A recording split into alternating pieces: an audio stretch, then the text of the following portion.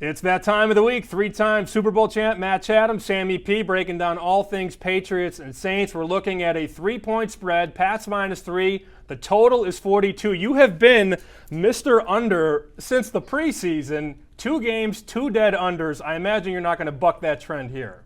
Why stop now, right, Sammy? I think the biggest issue here is both of these are actually enticing, the -3 and the number total. But I tend to think here at this point, it's not as if we're just winning on the win side. We're hitting 33-point games over and over again. And unfortunately here with the Saints coming to travel to town, they're just one extreme versus the other. You know, they barely score, then they throw up 38. So what you can expect from them is a little wild. The one piece of information that, you know, especially if you're a Saints fan, you're going to throw back at them being sort of an inefficient offense a week ago. Maybe they're back to normal now. Is they had like 8 offensive staff gone, 5 starters. It was a crazy week for them. So maybe they regress back to the norm kind of deal here. But all that being said, we're still talking about a modest output Patriots offense and a defense that's playing exceptionally well. So even if they have a down week from the last 2, you migrate towards 40, and we've still got room to work with here. I'm team unders until I learn otherwise. And they still haven't unleashed Mac Jones inside the red zone, so that'll be something to follow as well. You asked me about the interception prop. Guess what? The books have caught on to Belichick defenses against erratic quarterbacks. It is -210 that Jameis Winston throws an interception. You got to lay 210 to win 100 or 21 to win 10. The math says he's going to bite the bullet. He's going to find a pick here at some point. Yeah, it's just too expensive, and it's unfortunate because I believe the number was 0.5, so they're just basically baiting you to whether or not he'd throw one, but just costs too much to go after the thing. I found an interesting stat on this week before I found out the cost.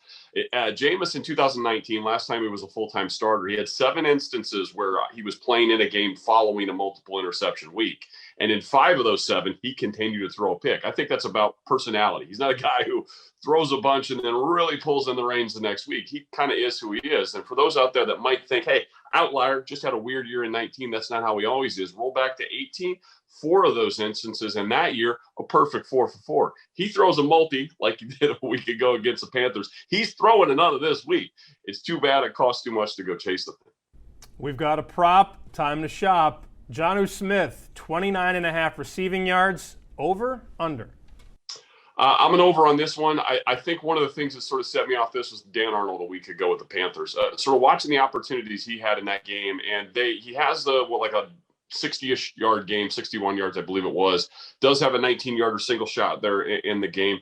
But if you go back and sort of watch the opportunities, some just from the pure tight end himself, but others from sort of backs or big receivers who are in close to the formation. There's all sorts of work and targets and things that were sort of tapped or untapped against that particular team. Then you talk to Mac Jones post-game. He's sort of alluding to missed opportunities, some with that tight end group.